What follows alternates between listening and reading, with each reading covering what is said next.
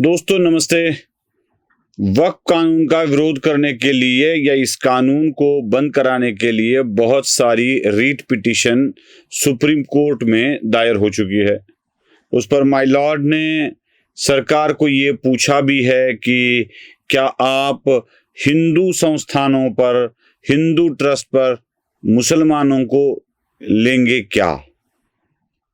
ये खबरें मैंने पढ़ी है, उस खबर के हिसाब से बात कर रहा हूं।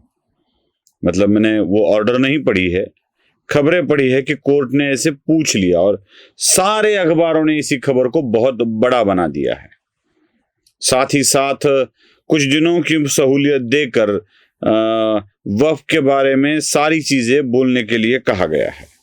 मैं माय लॉर्ड से पूछे गए, माननीय न्यायाधीश महोदय से पूछे गए एक सवाल के ऊपर बात करने आया हूं।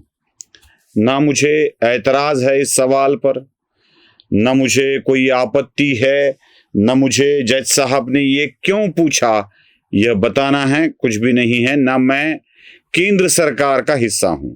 हाँ, केंद्र सरकार को चुनने वालों में से एक मैं जरूर हूं, देश का नागरिक हूं, और इसी नागरिक के हिसाब से एक पूछा गया सवाल, उस पर लोगों के मन में उठते कई सवाल, और उस कई सवालों के जवाब देने के लिए एक नागरिक के हिसाब से जो भी कुछ बात करनी है मैं बस उतनी करने जा रहा हूं। दोस्तों, क्या हिंदू संस्थानों पर मुसलमानों को लिया जाता है? जी हां, कई हिंदू ट्रस्ट पर मुसलमान भी है, लेकिन जब भी लिया जाता है उस वक्त क्या होता है? मैंने आपको कुछ दिन पहले एक खबर दिखाई थी, आज उसके कुछ अंश आपको दिखा भी देता हूं। एक बीड़ जिले में गेवराई तहसील है और वहां पे एक छोटा सा गांव है जहां भगवान कानिफनाथ का मंदिर है। उस कानिफनाथ के मंदिर पर सेक्युलर विचारों के कारण कुछ ट्रस्टी गैर हिंदू लिए गए, और जैसे ही ट्रस्टी आए, उन ट्रस्टियों ने यह मंदिर ही वक्फ बोर्ड की प्रॉपर्टी है ऐसा कह दिया। और परिणाम आपको वीडियो दिखा देता हूं, उसमें दिखेगा कि परिणाम ये हुआ है कि वहां पर देख रहे हैं आप वीडियो में कि वहां पर हरे झंडे लगाए गए, फिर मुसलमानों ने कब्जा कर लिया, बहुत सारी बातें हो गई। फिर उसके बाद आरती की गई, फिर हटाया गया कुछ लोगों को और फिर मंदिर बनाकर उसको रखा गया। ये होता है। इसलिए लेना है कि नहीं लेना है, इसकी जिम्मेदारी लोग अपने अपने बलबूते पर करते हैं। दूसरी बात, हिंदू मंदिर का कोई भी ट्रस्ट, चलो ज्यादा कमाने वाले, ज्यादा संपत्ति वाले ट्रस्ट की बात करते हैं, हम केरला के वो मंदिर की ट्रस्ट की बात करते हैं जो बहुत ही अमीर है, हम आंध्र प्रदेश के तिरुपति मंदिर की बात करते हैं, उसके ट्रस्ट की बात करते हैं, हम शिरडी साई बाबा ट्रस्ट की बात करते हैं, केदारनाथ ट्रस्ट की बात करते हैं, या बद्रीनाथ धाम के ट्रस्ट की बात करते हैं। किसी भी मंदिर के ट्रस्ट को आप देख लीजिए, वो ऐसा ट्रस्ट है जो उस मंदिर, मठ या आश्रम की व्यवस्था संभालता है। किस तरह से की जानी चाहिए, कितने कर्मचारी होने चाहिए, उस पर कितना खर्च होना चाहिए, उस ट्रस्ट द्वारा कहां पैसे खर्च किए जाने चाहिए, इसकी बात करता है। और एक बात, शिरडी और सिद्धिविनायक ट्रस्ट से आप जरा आंकड़े निकाल कर देख लीजिए, जो लोगों को क्या बोलते हो, बीमार लोगों को मदद करते हैं, उस ट्रस्ट के द्वारा मदद किए गए आंकड़े निकाल लीजिए, और साथ ही साथ जिनको मदद मिली है वह आंकड़े निकाल लीजिए। आपको दिखेगा कि मुसलमानों ने बहुत सारी मदद हिंदू ट्रस्ट से भी ली है। मतलब सिद्धिविनायक ट्रस्ट हो या शिरडी वाला ट्रस्ट हो या और कोई ट्रस्ट हो, वह जाति, पंथ या धर्म का विचार न करते हुए मुसलमानों को भी अपने इलाज के लिए आर्थिक सहूलत देता है, आर्थिक मदद भी करता है। मुझे जरा किसी वक्फ बोर्ड द्वारा हिंदुओं को दी गई आर्थिक मदद के बारे में दिखा दीजिए, हो सके तो दिखा दीजिए। मैं भी देख के धन्य हो जाऊंगा और कहूंगा कि देश में सच्चा सेकुलरिज्म है। मैं कई ऐसे आंकड़े दिखा सकता हूं कि हिंदू ट्रस्ट ने इस तरह की सहूलियत दी है? कोई नहीं देता है। तीसरी बात, हर एक ट्रस्ट ऐसे काम करता है जो सिर्फ ट्रस्ट है, वह ट्रिब्यूनल नहीं है।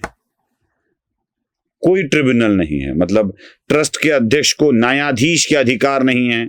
उसके ऊपर ना कोई, उसके साथ या उसके सामने ना कोई खटला आता है, ना कोई न्यायाधिकरण जैसे मामले आते हैं, कुछ नहीं आता है। बस वह एक प्रशासन के हिसाब से काम करते हैं, ट्रिब्यूनल नहीं है। लेकिन वक्फ बोर्ड को ट्रिब्यूनल का दर्जा है। इसलिए हिंदू संस्थानों पर ट्रिब्यूनल ना होने के कारण किसी एक के ऊपर अत्याचार करने का आरोप आप नहीं लगा सकते। यहां पर तो अत्याचार ही अत्याचार होते आए हैं, अन्याय ही अन्याय होते आए हैं, और उसी अन्याय के कारण हिंदुओं को भी अब लगने लगा है जो ट्रिब्यूनल का काम करता है वह एक धर्म के लिए, एक धर्म के व्यक्ति द्वारा चलाए गए ट्रिब्यूनल के सामने कैसे न्याय होगा।